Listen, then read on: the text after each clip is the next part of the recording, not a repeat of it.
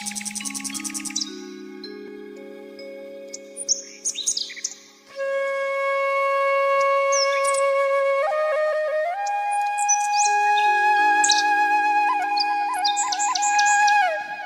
श्री राम मित्रों। महाभारत का महान योद्धा सूर्यपुत्र कर्ण, जिसके पास ब्रह्मास्त्र की शक्ति थी, लेकिन वह महाभारत के युद्ध में उस शक्ति का प्रयोग नहीं कर पाता। क्यों नहीं कर पाता? इसके पीछे एक बहुत सुंदर कथा है। मित्रों, कर्ण और दुर्योधन में मित्रता स्थापित हो गई। उस समय कौरव और पांडव राजकुमार द्रोणाचार्य के गुरुकुल में रहकर अस्त्र शस्त्र और धनुष बाण चलाने की शिक्षा प्राप्त कर रहे थे। गुरु द्रोणाचार्य का प्रिय शिष्य अर्जुन था। राजाज्ञा मिली, उसके अनुसार कर्ण को भी उन्होंने अपने गुरुकुल में भर्ती कर लिया और अन्य राजकुमारों के साथ कर्ण को भी धनुष बाण चलाने की शिक्षा देने लगे। लेकिन गुरु द्रोणाचार्य ये कार्य बेमन से ही कर रहे थे, क्योंकि कर्ण कोई राजकुमार रक्त न होकर एक सूतपुत्र था जो शूद्र वर्ण से आता है। कर्ण इस चीज को भांप लेता है कि यहाँ रहते हुए मुझे कोई बड़ी सफलता नहीं मिलने वाली है। उसे लगने लगा था कि मेरी और दुर्योधन की मित्रता अंत में एक बड़े युद्ध का कारण बनेगी। जब कुरु राजवंश में श्रेष्ठता और अधिकार का युद्ध होगा, उसमें उसे अपने मित्र दुर्योधन की मदद करनी पड़ेगी और उसका सामना निसंदेह उस समय के महान धनुर्धर और आचार्य द्रोण के प्रिय शिष्य अर्जुन से होगा।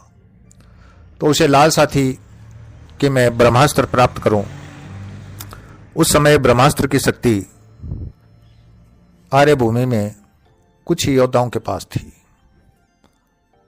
तो कर्ण के लिए जीवन का बहुत बड़ा एक उद्देश्य था ब्रह्मास्त्र की शक्ति प्राप्त करना, और आचार्य द्रोण के गुरुकुल में रहते हुए यह संभव नहीं था। वह अपने गुरु द्रोणाचार्य से कुछ दिन का अवकाश लेता है और अपने सूत्रों से मालूम करता है कि इस समय महर्षि परशुराम कहाँ है।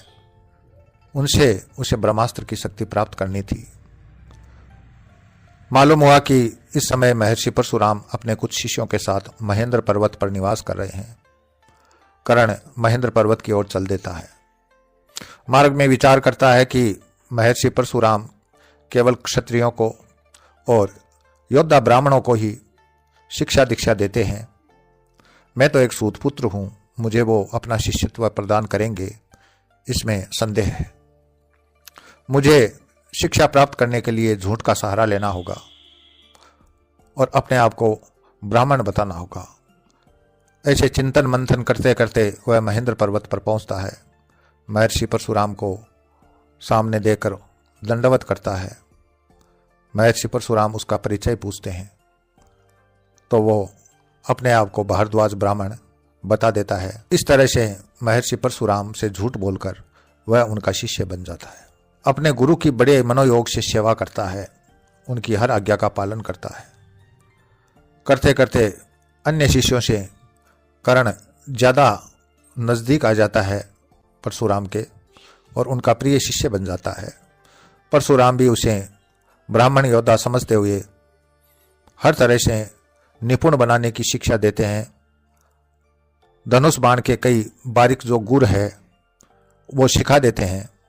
लेकिन कर्ण का तो अंतिम ध्येय था ब्रह्मास्त्र। एक दिन स्वयं महर्षि परशुराम उससे अति प्रसन्न होकर बोले कि पुत्र, बाकी धनुष विद्या मैंने तुम्हें सिखा दी है, ब्रह्मास्त्र मैं तुम्हें सिखाना चाहता हूं, क्योंकि यह कुछ गिने चुने योद्धाओं के पास ही है, तुम उसी कतार में शामिल हो जाओगे। कर्ण की मनोवांछित इच्छा पूरी होने जा रही थी। वह अति प्रसन्न हुआ और गुरुजी के चरणों में लौट गया। गुरुजी ने उसको उठाकर आशीर्वाद दिया।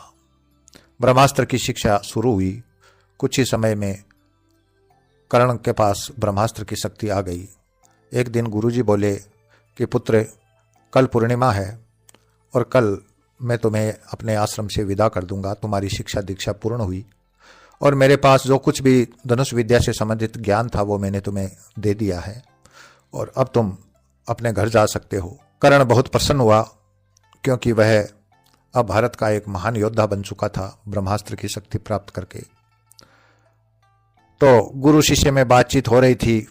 एक घने वृक्ष के नीचे बैठे बैठे गुरु जी को नींद आने लगी। वो वहीं भूमि पर कर्ण की जांघ का तकिया बनाकर लेट गए। गुरु जी को नींद आ गई। तभी एक जंगली कीड़ा जो कि चमड़ी में घुसकर अंदर से रक्त और मांस खा जाता है, वह कर्ण की जंघा में घुसने लगा। कर्ण को पीड़ा हुई लेकिन वह अपने पैर को हिला नहीं सकता था क्योंकि पैर को हिलाने का मतलब था गुरु जी की नींद खुल जाना और ये उसके लिए, उसकी सेवा भाव के लिए गलत होता।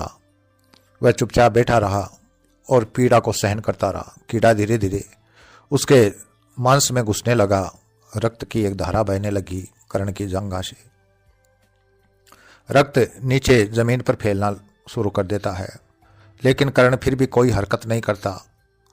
वह जबड़े भींचकर और दर्द को सहन करता रहता है। रक्त से मिट्टी गीली हो जाती है। महर्षि परशुराम की पीठ है, उस पर जब उनको नमी महसूस होती है तो आँख खुल जाती है। बैठे होते हैं, देखते हैं कि उनका शरीर है वो रक्त से सन गया है। रक्त आया कहाँ से? कोई चोट का निशान नहीं है, कोई पीड़ा नहीं है उनके शरीर में। ये रक्त निकला कैसे? तभी उन्होंने देखा कि कर्ण अपनी जंघा से उस कीड़े को निकालने का प्रयास कर रहा है। यह दृश्य देखकर परशुराम को समझते देर नहीं लगी कि यह ब्राह्मण योग नहीं हो सकता क्योंकि ब्राह्मण में इतना धैर्य नहीं होता। तब उनकी बरखटी टेढ़ी हो गई। उन्होंने कहा कि पुत्र, तुम्हारा शिष्य भाव प्रशंसनीय है लेकिन फिर भी मेरा अनुभव कहता है कि तुम ब्राह्मण नहीं हो। अब कर्ण की चोरी पकड़ी गई। वह घबराया, ऋषि के चरणों में लौट गया। कहा, प्रभु मुझे क्षमा करें, ब्रह्मास्त्र की शिक्षा प्राप्त करने के लिए मैंने झूठ का सहारा लिया। मैं सूतपुत्र कर्ण हूं और शूद्र वर्ण से हूं। यह देखकर महर्षि परशुराम जो अत्यधिक क्रोधी थे, अपने उग्र स्वभाव के लिए वो समस्त आर्य भूमि में विख्यात थे, उन्होंने कर्ण को साफ दे दिया, तूने गलत तरीके से आश्रम में प्रवेश किया और मेरा शिष्यत्व प्राप्त किया झूठ का सहारा लेकर, और मुझसे अमोघ शक्ति ब्रह्मास्त्र की शिक्षा भी प्राप्त कर ली। तू शिष्य बनने के योग्य नहीं है। जा, मैं तुम्हें साथ देता हूं कि जब तुम्हें ब्रह्मास्त्र की आवश्यकता होगी उस समय तुम इसका ज्ञान भूल जाओगे। ये ब्रह्मास्त्र की शिक्षा तुम्हें जीवन में कभी कोई काम नहीं आएगी। और कर्ण महर्षि परशुराम के आश्रम से ब्रह्मास्त्र की शिक्षा लेकर निकला था लेकिन उस ब्रह्मास्त्र की शिक्षा को वो प्रयोग नहीं कर सका क्योंकि गुरु महर्षि परशुराम का साप आड़े आ रहा था। इसलिए ही जब महाभारत के युद्ध में उसका सामना महान धनुर्धारी अर्जुन से होता है, उस समय वो ब्रह्मास्त्र की अपनी जो शिक्षा है, ब्रह्मास्त्र का जो ज्ञान है, उसको विस्मृत हो जाता है और महाभारत के युद्ध में मारा जाता है। इसी के साथ मैं अपनी वाणी को विराम देता हूँ। अगले वीडियो में फिर मिलेंगे, तब तक के लिए जय श्री राम।